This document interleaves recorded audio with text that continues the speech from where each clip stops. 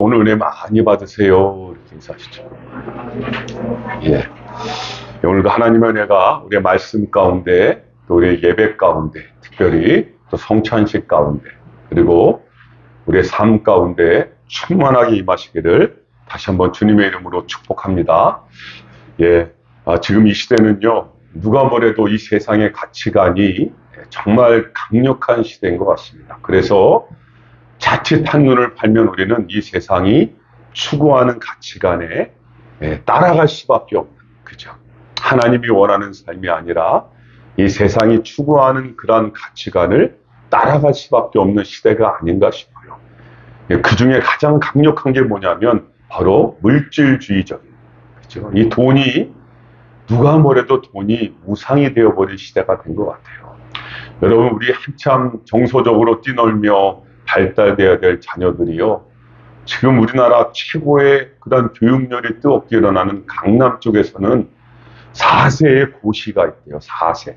4살밖에 안 된 아이가 고시를 치르고 또 7세 고시가 있다는 거예요. 그런데 더 중요한 건 부모님들이 혹시라도 자기 자녀를 그런 데 보내지 않으면, 같이 그런 곳에 가지 않으면 뭐 우리 아이에게 문제가 생길까봐 거기를 다 영향을 받게 되면서 지금 우리나라에 그 아이들이 얼마나 많은 어려움과 고통을 겪고 있는 것을 우리가 보게 되잖아요.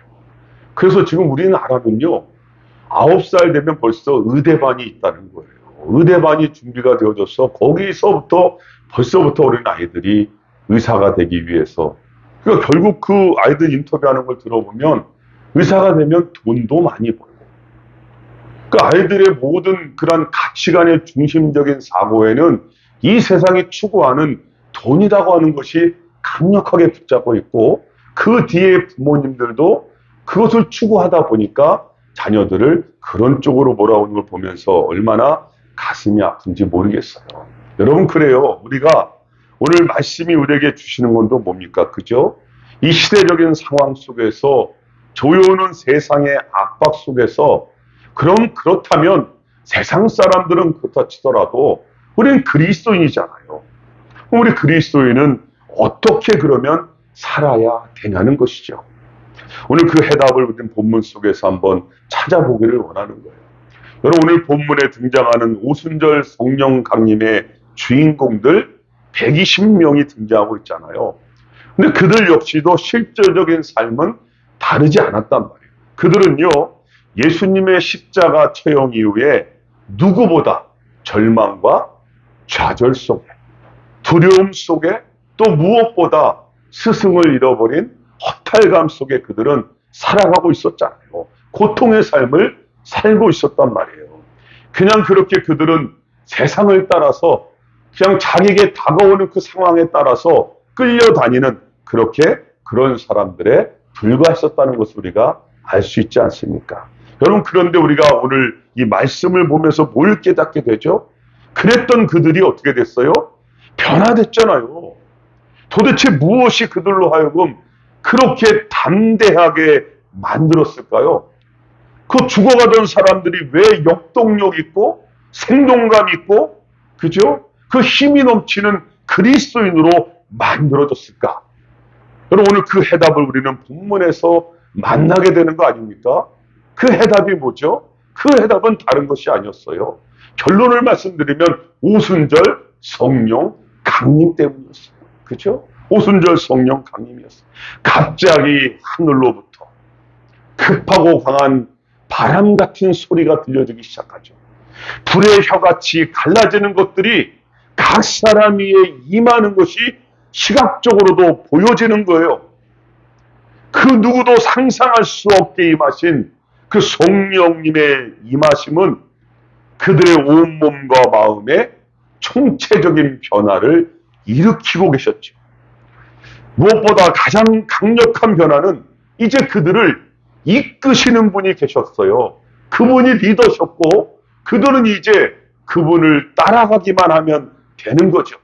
그들의 남은 전생애를 걸고 따라가야 할 리더가 생겼잖아요. 그분이 누구십니까? 성령님이신 것이죠. 여러분, 오늘 본문은 그 장면을 이렇게 기록하고 있지 않습니까? 4절 말씀에 우리 4절 한번 같이 한번 읽어봅니다. 4절입니다. 시작. 그들이 다 성령의 충만함을 받고 성령이 말하게 하심을 따라 다른 언어들로 말하기를 시작하니라. 아멘. 여러분, 오늘 본문은 그렇게 기록하고 있습니다. 그들이 오늘 기도하며 한마음으로 주님 앞에 엎드렸던 120명의 문도 한 사람 한 사람 위에 다 한 명도 빠짐없이 모여 성령의 충만함을 받았다. 여러분, 성령님의 임재와 더불어 이들에게 나타난 가장 강력한 큰 현상은 성령의 충만함이다라는 것이죠. 이 충만하다라는 단어의 플레도라고 하는 원어는요, 가득 찬 상태를 말해요. 아주 그냥 꽉꽉 가득 차갖고 터질 정도로 채워진 일시적인 상태를 이 플레도라는 단어를 여기서 사용하고 있는 거죠. 여러분, 귀로 들려지고 눈으로 보여지는 것에서 그친 것이 아니라요, 이제는 거부할 수 없는 그들의 심령에 또 그들의 삶에 이 성령님의 존재가요 흘러 넘치고 있는 거예요. 근데 그것이 한 사람에게가 아니라 오늘 그 자리에 합심하여 기도하고 있는 공동체 120명 위에 동일하게 성령님이 임재하고 계신 거예요. 여러분, 이것은 초대교회의 시작을 알리기에 충분한 사건이었던 것이죠. 여러분, 하나님께서 교회를 통하여 하나님의 나라를 이 땅 가운데 어떻게 열어가시는지 기대케 하시는 성령의 충만함이었던 것이죠. 여러분, 그렇기 때문에 교회는요, 처음부터 성령 공동체로 시작되는 거예요. 교회는요, 성령님 안에서 하나가 되어져 가는 것이에요. 다른 말로 한다면 오히려 성령으로 하나로 만들어져 가는 거예요. 각기 모난 우리들이 교회에 와서 우리의 모난 부분들이 다듬어지고 만들어지면서 성령님 안에서 하나로 만들어지는 공동체, 이게 뭐라고요? 교회인 거예요. 그러니까 처음에 예수 믿을 때는요, 화도 내고 성질도 내고 막 깍져지지 않아갖고 다투고 언쟁하고 이랬던 사람들이 하나님 안에서 성령 안에서 다듬어지기 시작하니까 이제는 내가 죽어지는 거예요. 다른 사람을 배려하는 거예요. 섬김이 나타나는 거예요. 그러면서 교회가 아름답게 하나가 되어져 가는 것이죠. 여러분, 우리는 인격적으로 예수님을 믿음으로 말미암아 하나님의 자녀가 되었어요. 믿으시죠? 그 결과로 우리 속에는 내가 원튼 원치 않든 누가 내주하고 계세요? 성령님께서 내주하고 계십니다. 계시는 거예요. 그분은 우리에게 영원토록 함께 하시기로 작정하셨고 지금 우리 안에 내주하고 계세요. 우리가 슬플 때나 우리가 기쁠 때나 그분은 변함없이 우리와 함께 계세요. 우리의 감정에 따라 좌우되는 분이 아니고요, 우리가 하늘 날아가는 그날까지 영원토록 우리를 도우시는 분이세요. 우리를 위해서요 중보기도 하시는 분이세요. 우리를요 더욱더 진리 되신 예수님께로 성령님께서 인도하신다니까요. 때론 우리가 하나님의 뜻대로 살지 못할 때 우리 안에서 우리를 위하여 탄식하는 분이세요. 그러나 반대로 우리가 더 주님을 사랑하고 더 주님께로 가까이 나아갈 때는요, 무한한 하나님의 그 성령의 은사들을 선물로 우리에게 주시는 분이세요. 여러분, 그래서 저는요 개인적으로 여러분들이 성령의 은사를 좀 사모했으면 좋겠어요. 왜요? 성경에 나오잖아요. 성경에 나오는 성령님의 은사들을 좀 사모했으면 좋겠어요. 그래서 방언도 하시고 믿음의 은사도 좀 받으시고 병 고치는 은사도 좀 받으시고, 그래서 이것들이 여러분이 주님을 믿는데 좀 아주 활용되었으면 좋겠어요. 또 보탬이 됐으면 좋겠어요. 그렇죠? 여러분, 저는요 기도원이라는 데를 가본 적이 없어서 그러다가 청년 때 처음으로 기도원에 갔어요.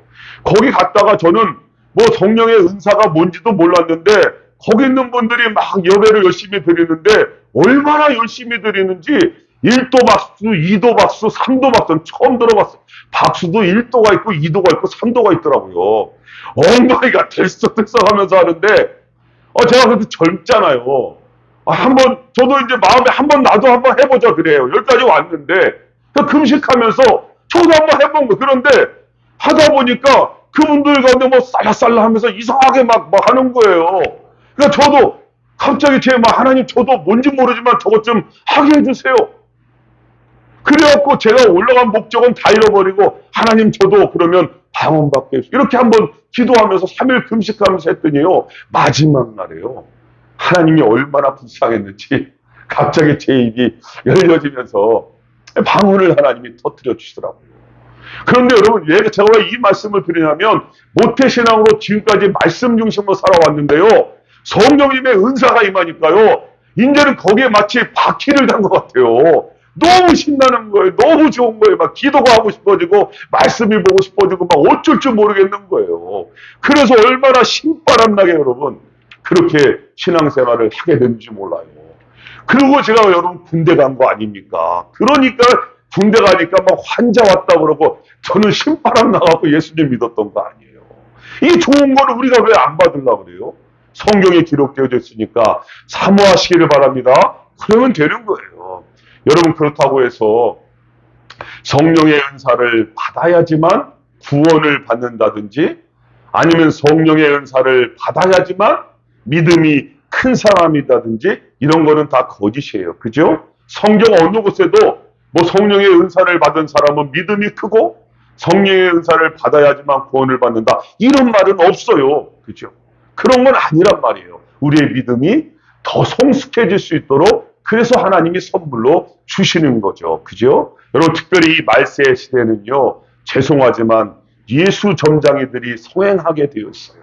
그렇기 때문에 그것을 조직적으로 이용하는 이단들이 그 그룹들이 지금 얼마나 많이 행행하고 있는지 모른단 말이에요.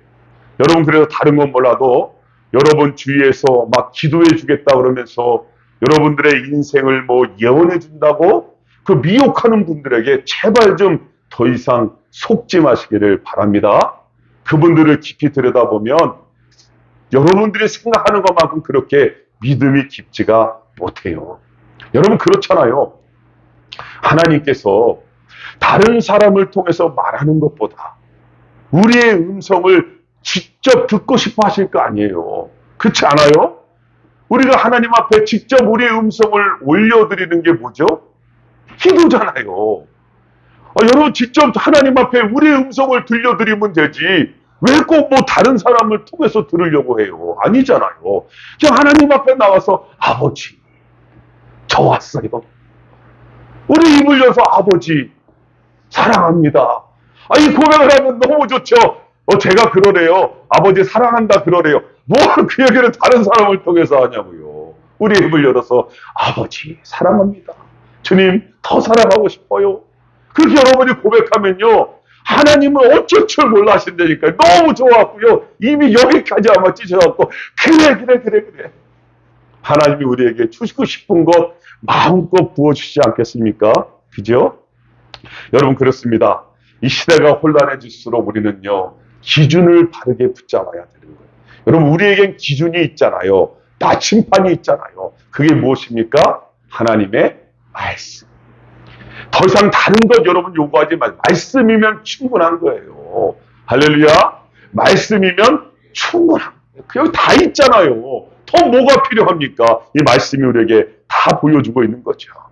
여러분 그래서 오늘 본문에 보니까 우리가 구체적으로 성령 충만한 삶이 무엇인지를 말씀하고 있잖아요. 4절 말씀 다시 한번 보세요. 성령 충만함이 무엇인가? 4절 말씀 다시 한번 읽습니다. 시작. 그들이 다 성령의 충만함을 받고 성령이 말하게 하심을 따라 다른 언어들로 말하기를 시작하니라. 아멘.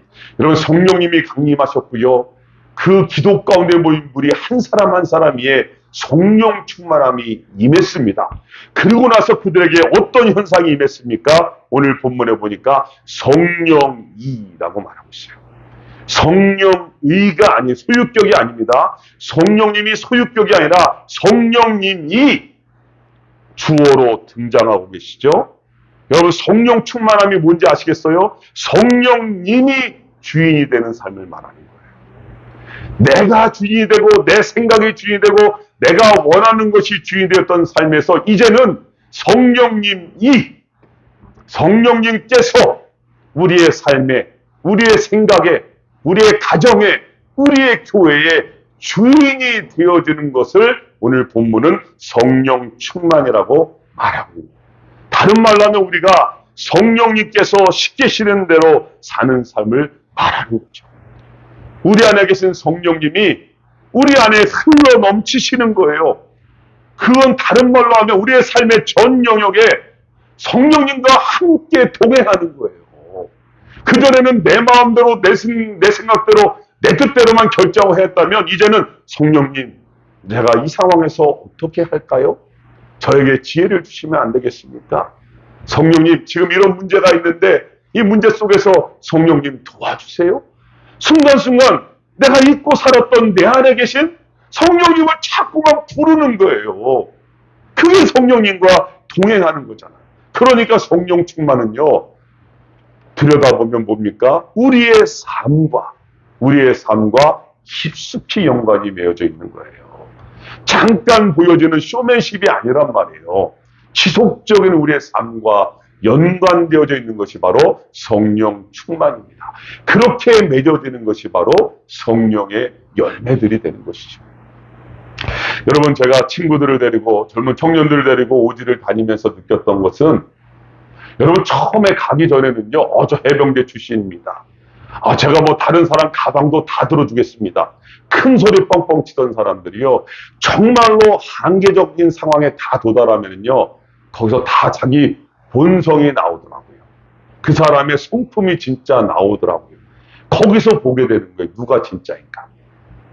말만 번지했던 사람들은요, 물론 그 당시에는 할 능력이 있었다 보지만 진짜 한계 상황에 닥치면요, 그 사람의 성품이 드러나는 거예요.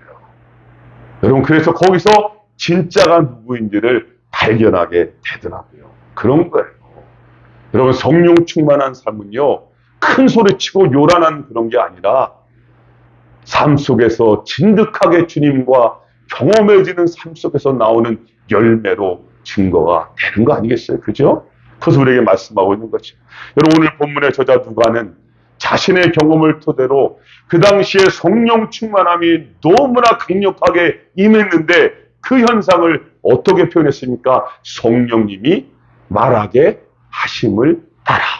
성령 충만이 임하니까요, 120명이 다 뭐하고 있어요?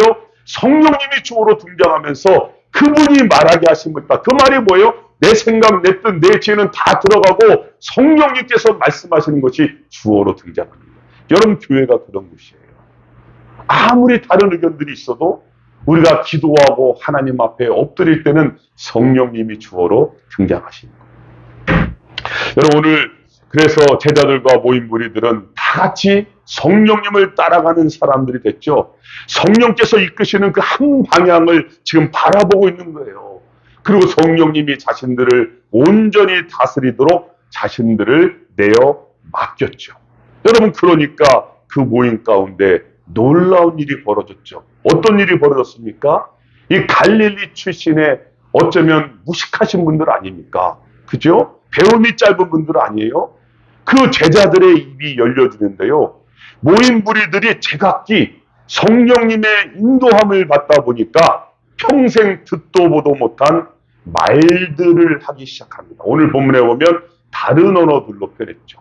말들을 하기 시작하는 거예요. 그 언어를 그들이 배운 언어가 아니었다니까요. 정말로 경이로운 그 자체 아닙니까? 우리 4절 다시 한번 보세요. 어떻게 됐는가? 4절입니다. 시작. 그들이 다 성령의 충만함을 받고 성령이 말하게 하심을 따라 다른 언어들로 말하기를 시작하니라. 아멘. 그죠?